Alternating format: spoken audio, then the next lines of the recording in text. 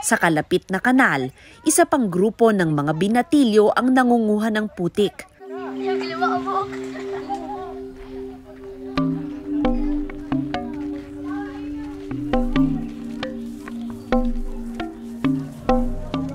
Mas gusto raw nila rito. Dahil sa Damayan Creek, malalim na nga ang tubig, marami pang sawa.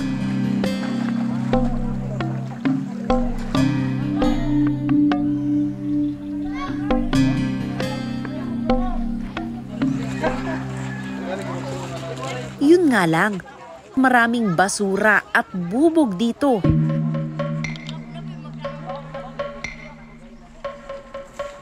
Sila na raw ang naglinis sa kanal para makasisid sila ng putik.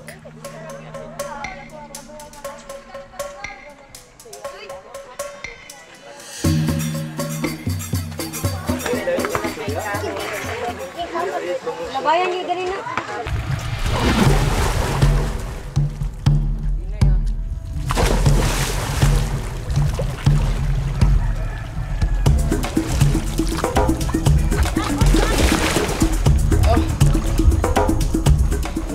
Hindi tulad sa naunang grupo, mas mababa ang bentahan ng putik na nakukuha nila rito.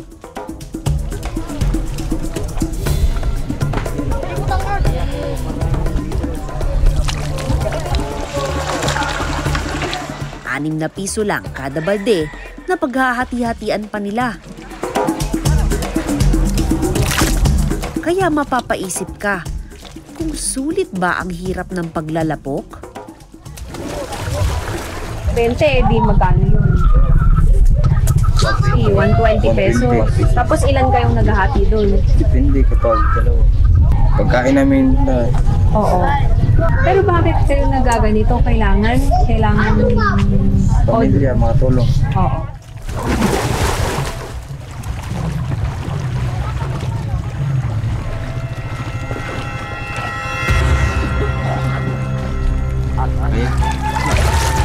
Ilang minuto pa lang silang nangunguha ng putik,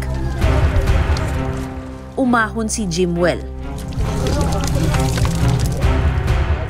Nabubog ang paa niya. Paduguin mo muna para lumabas. Marami niyan doon? Oo. Kahit hindi kayo pwede na nakatsinelas habang nagkukuha ng putik? Hindi. Basag na puti yan.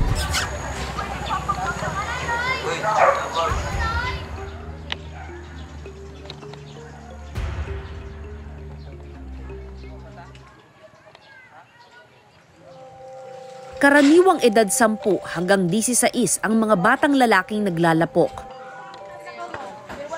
Mula sa mga kuya, itinuturo sa mga mas nakababata nilang kapatid ang pagsisid ng putik. Pero kwento nila, may age limit ang trabahong ito. Pag binata na kasi, nakakahiya na raw, lalo na kapag nagkaroon ng girlfriend. Hanggang ilang taon to pwede maglapok? Sabi nila, di ba pagka daw nagiging binata na, nahihiya na raw, ayaw na maglapok. Ikaw, ilang taon ka na ba? 16 nga raw. Hanggang kailan ka maglalapok? Depende kapag. Pwede kapag mayroon ng tutuloy sa amin.